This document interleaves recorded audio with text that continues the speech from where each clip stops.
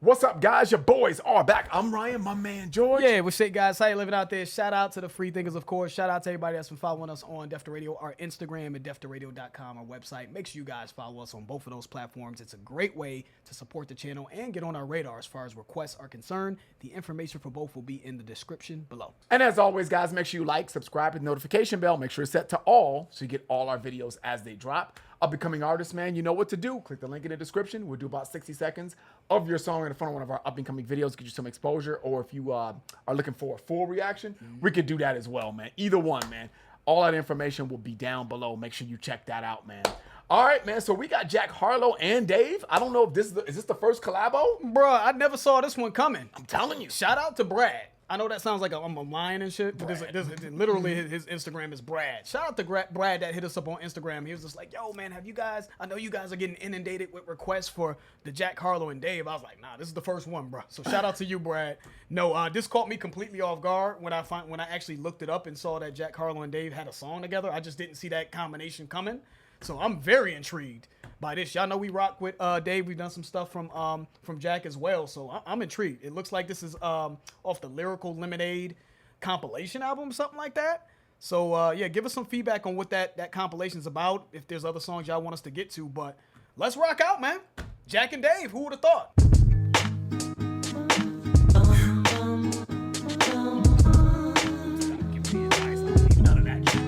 Don't this sound like the beat sounds like early 2000s beat off of the Honey movie or some shit with Jessica Alba. Beat off for the Honey? What'd you say? No, the beat off of the movie Honey, the beats that they were using, the songs that they were using off the movie Honey. What'd you think I said? Beat off with Honey. I'm like, what?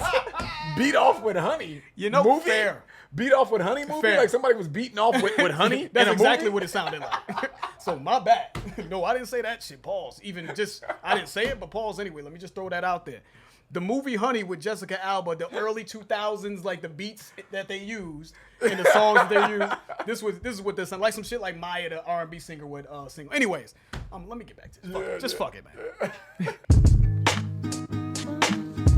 To me, it sounds like an early 2000s. I know what you mean. I remember that movie. That's a really good. Have you ever raised the value of everyone around you? Have you ever been so high they gotta down you? Think pieces getting written about you. Have you ever been to Italy and eaten Italian? Have you ever signed a deal that came with a medallion? Have you ever booked a club and came with a battalion? Have you been to Montana and seen the mountains? Have you ever looked around and felt a profound sense of pride? Have you ever had to hide where exactly you reside? Have you been to the Waffle House on North Side? Have you ever made a pop star wanna be your bride? Have you hugged someone and they cried? Have you had your heroes sit you down and give you the guide? Have you ever spoken something into existence, or do you just talk about other people's lives? Stop giving me advice. Stop giving me... I don't want to hear nothing you got to say ever. Ever. How's a broke motherfucker gonna tell me anything about doing anything? Basically. That's basically what he's saying. You have not experienced life at this level, so just stop it. You are in no position to give me any advice. You ain't never did. You ever booked the what do you say? Book the club with a battalion and shit, like with a whole gang of people. You know what I'm saying? Like, we close the club down. We like, this is a private event. You ever done shit like that, man? Just stop it. Just stop giving me advice. He said a pop star wanting to be your bride. Yeah. That's what he said. I think Exactly. he messing with, what's her name? Dua Lipa, I heard. I don't know if that's true. I'm just saying, I heard. You know what I'm saying? So he talking heavy. You know what I'm saying? Stop it. Please stop. Bride, have you hugged someone and they cried? Have you had your heroes sit you down and give you the guide? Have you ever spoken something into existence, or do you just talk about other people's lives? Stop That was giving hard, me though. advice. I'm going to stop it again. Stop giving me... He ended that well. Go ahead, Ryan. Yeah, he ended that well. Have you ever spoken something to existence, or do you just talk about other people's lives?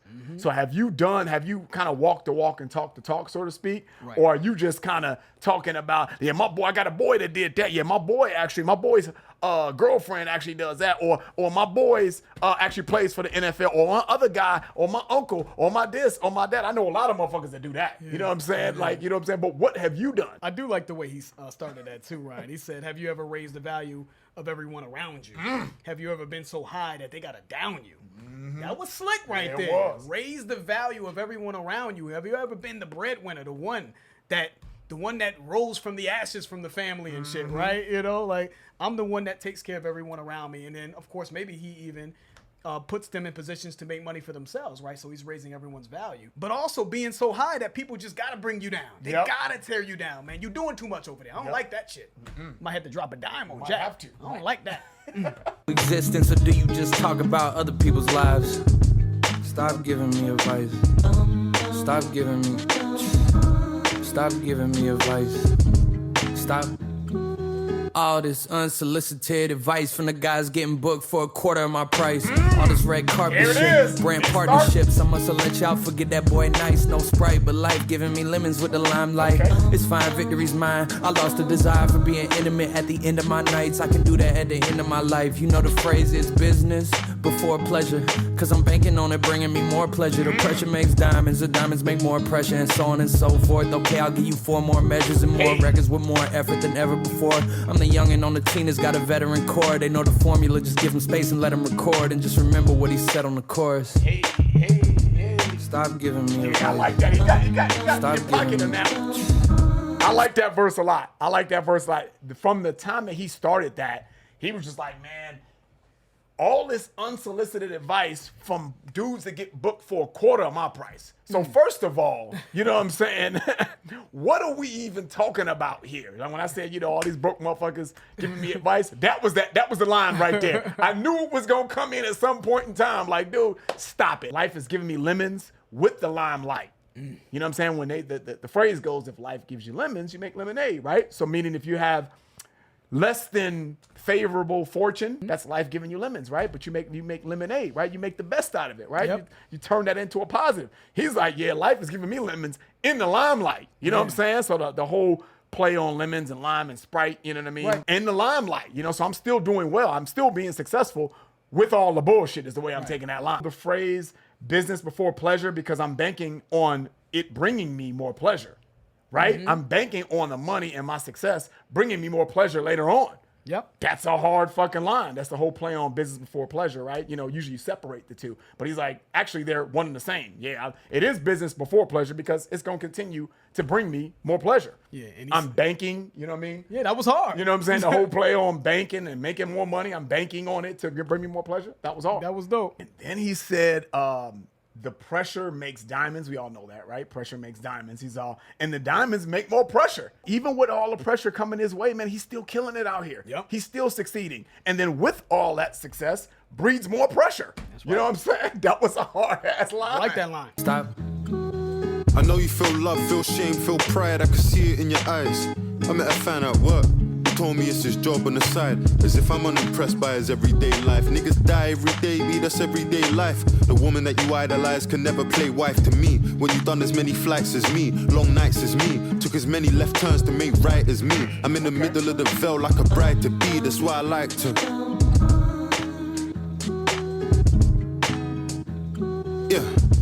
You left somebody that you love at the bottom of a mountain cause they're afraid to climb it. Have you changed your climate? Had her Insta and made her change the private. Had her fly economy and make her change the private. Seen your nigga get nicked and then go and catch a case just like him.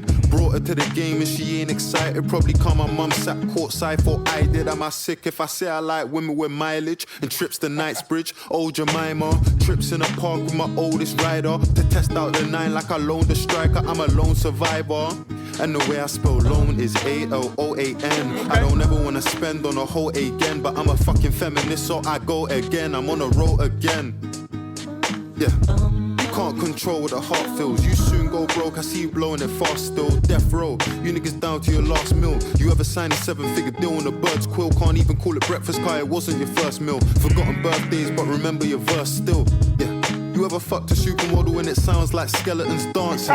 You feel numb to the praise and the memories passing. You ever robbed someone and it sounds like asking? Didn't have no food, so you disguise it as fasting. Had drugs, abused perfume, trying to mask it. You ever lived the life of an artist, escaping darkness? Fines are you paying for parking? You can tell how she fucked by the way that she glancing. Your communication bad, but you're rich, so she giving you chances. And pretty women giving you dances. I come with a pole, but she more Olivia than Francis. You ever been? Stop giving me advice. Stop giving me. What's the point? Yeah. Stop giving me advice. What's the point? Stop. Going on and on and on. Stop giving me advice. Stop giving me. Stop giving me advice. Stop. One of the lines I liked, he said, you ever left someone that you love at the bottom of the mountain because they're too afraid to climb it? Have you changed your climate? Right? So the whole play on mountain and climate and climbing a physical mountain.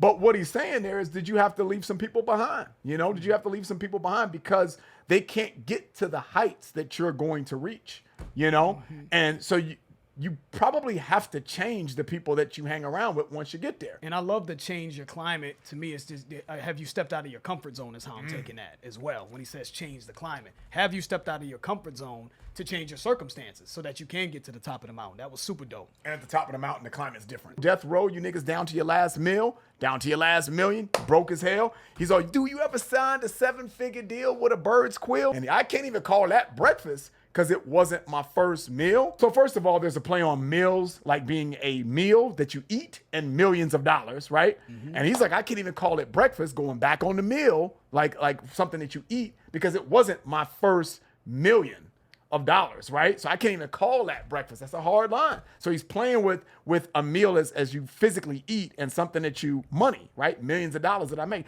That ain't that. I can't even call it breakfast. You know what I mean? That's because that's not my first. Breakfast is the first meal of the day.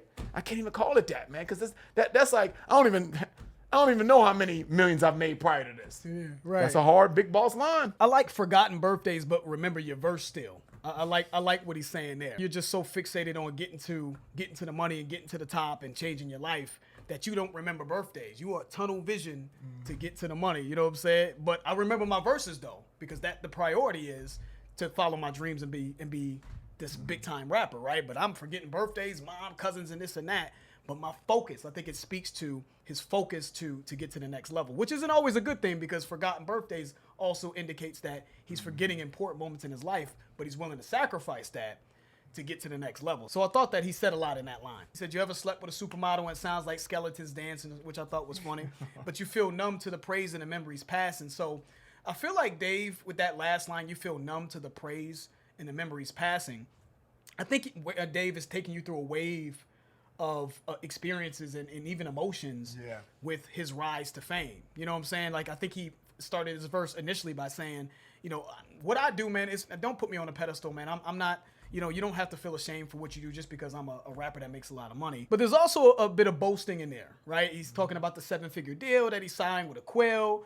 But then there's also like the numbness that you feel at a certain point as well, when you realize maybe all these material things don't really mean much of anything. You know what I'm saying? Because, I feel numb to the world with memories passing. I'm forgetting birthdays. I'm making this money, but then I'm forgetting birthdays, right? I'm losing touch with, who I am and where I come from at the same time. I think they're both saying in different ways that maybe they've just been through so much that I don't give me advice, man. I didn't been through it all. I think I've been through the highs and lows. I've been through the lows and not had any money. I gotten money and realized that money doesn't mean anything. So I'm the last person you can give advice to. Stop giving me advice, man. I didn't been through it all. It's how I'm taking Dave's verse. But Dave's verse felt a bit more deep, you know what I'm saying? And just sort of a bit more nuanced. But I do like what Jack was saying, because Jack is just getting money now. Yeah. Dave been had money, right? So Jack is going to get there too. But Jack is just like, I'm getting endorsement deals and, you know what I'm saying? I'm seeing the skies of my team. This is the first time for Jack. Dave has been jet setting for how long we been doing reactions to Dave? Before we started doing reactions to Dave, Dave was getting to it. So I see the different dynamics between the two. That they're just in different places